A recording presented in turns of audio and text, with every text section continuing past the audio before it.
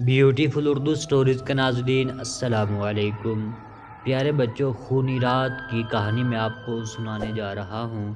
ایک دن کی بات ہے، ایک گاؤں میں ایک قدیم خونی رات کی کہانی مشہور تھی۔ لوگ کہتے تھے کہ وہ خونی رات ہر بار پورے گاؤں میں دورانِ رات ظاہر ہوتی ہے اور انسانوں کا خون پینے کا شوق اسے مجبور کر دیتا ہے۔ ایک دن ایک جوان لڑکے نے اپنے دوستوں کے ساتھ ایک شادی کے موقع پر اس خونی رات کی کہانی پر گفتگو کی۔ وہ لوگ کہتے تھے کہ یہ سب کچھ بکواس ہے اور خونی رات کی کوئی حقیقت نہیں، لیکن جوان لڑکے کو ان کی باتوں پر یقین نہ تھا۔ وقت آ گیا جب وہ لڑکا خود خونی رات کو دیکھنے کا موقع حاصل کرتا ہے۔ رات کے اندھیرے میں جب وہ اکیلا گاؤں کے راستوں پر چل رہا ہوتا ہے، اچانک ایک تاریک سلسلے میں خونی رات کی شکل نظر آتی ہے۔ وہ ایک کٹھن اور سرگرم چل رہی تھی۔ جوان لڑکے کو دیکھ کر اس کی طرف بڑھتی ہے۔ لڑکے کے دل کی دھڑکن تیز ہو جاتی ہے، لیکن وہ پیچھے نہیں ہٹتا۔ خونی رات قدم بڑھاتی ہے اور اس کی آواز سن کر لڑکے کے دل کی دھڑکن اور تیز ہو جاتی ہے۔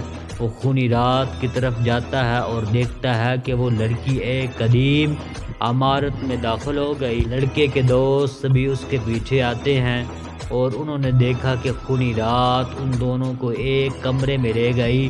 عمارت کے اندر وہ دیکھتے ہیں کہ کمرے کی دیواروں پر چمکتے ہوئے خون کی لکیریں ہیں اور کمرے کے بیچ میں ایک بڑا مرئی ہوتا ہے جو خون میں ہلکا سا بھیگا ہوا ہے۔ خونی رات ان کے قریب آ کر ایک شیشہ ان کے سامنے رکھتی ہے جس میں ان کی خود کی تصویر دکھائی دیتی ہے جو خون میں ڈوب رہی ہوتی ہے۔ وہ دونوں مردہ کی طرف بڑھتے ہیں اور آخر میں خونی رات ان دونوں کو مار ڈالتی ہے۔ لوگ کہتے ہیں کہ اس رات کے بعد ہم نے کبھی بھی خونی رات کا پیچھا نہیں کیا۔ جس کسی نے بھی خونی رات کا پیچھا کیا وہ مارا گیا۔ ان لوگوں کے مرنے سے وہاں پر اور زیادہ دہشت پھیل گئی کہ خونی رات سے بچنا چاہیے۔ تو اس طرح پیارے بچوں وہ لڑکے مارے گئے۔ آپ کے لیے سبق یہی ہے، کسی کا مذاق نہیں اڑانا چاہیے۔ اگر وہ خونی رات کا مذاق نہ اڑاتے تو وہ بھی نہ مرتے۔ امید کرتا ہوں بچوں آپ اس بات پر عمل کریں گے۔ ملتے ہیں نیکسٹ ویڈیو میں، تب تک کے لیے اللہ حافظ۔